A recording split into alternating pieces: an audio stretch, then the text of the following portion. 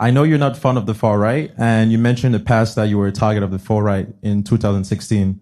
The latest polls show that Trump is polling better among black voters than any previous Republican candidate. However, some black voters I've spoken to are still hesitant to support him, partly because far-right groups such as white nationalists like Nick Fuentes seem to rally behind Trump. Why do you think these groups, though small in number, are more drawn to Trump than any past candidate? So, I mean, I will point out that at this point, my understanding is Nick Fuentes has unendorsed Donald Trump. He actually unendorsed Donald Trump, and he suggested to his followers that they campaign against Donald Trump. So that is worth pointing out. And the reason is because Donald Trump happens to be too philo-Semitic.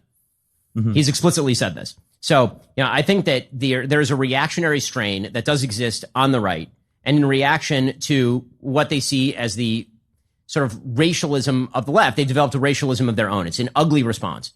So because the left has tended over the course of the last 20 years to see people in terms of race, the white nationalists will say, well, you get to see yourself as a proud black person. I get to see myself as a proud white person. And I'm going to see myself as a proud white person in opposition to you as a black person. I'm going to start thinking in explicitly racial terms, which I think is really quite ugly. And I think that, again, because that is a response to the racialism of the left, some of that has ended up on the right. That's not an excuse for it. That's an explanation for it. It's really ugly. It has been largely marginalized on the right. I hope it continues to be marginalized on the right. I've been fighting that battle myself for quite a while. I think it's hideous. I think it's ugly. I think the viewpoint is disgusting. I think it's morally reprehensible and logically idiotic.